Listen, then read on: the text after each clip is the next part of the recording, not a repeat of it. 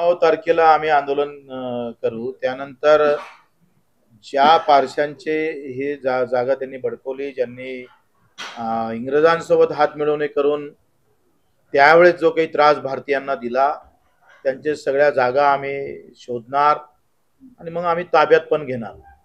दुसरं पाऊल आमचं ताब्यात घ्यायचं राहील.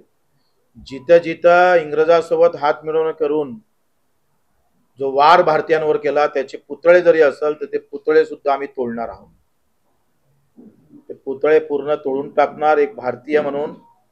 कारण या देशामध्ये जाती धर्मावरच्या लढ्या निर्माण करून खऱ्या प्रश्नाकडे दुर्लक्ष करण्याचा जो प्रयत्न होत आहे, तर आम्ही एक हिंदू आणि मुस्लिम म्हणून नाही तर एक भारतीय म्हणून ही आंदोलन आम्ही पुढे रेटणार आहोत.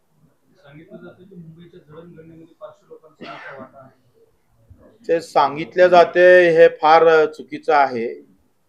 वास्तविक हुसेन आणि धेडिया या दोघांची जेव्हा तोफीनं फॉरजेटनं जे कमिशनर होता त्याने तोफीनं त्या दोघांना उडवलं होतं आणि त्या फॉरजेटनं तोफीनं तुकडे तुकडे करून हुसेन आणि धेडियाचे जे काही तुकडे केले होते ते 3 दिवस उचलू दिले नव्हते आणि त्यानं 3 तुकडे केले.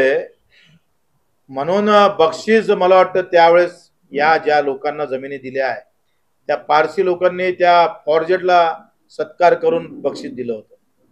ही एकंदरीत सगळा इतिहास आमच्याकडे आहे.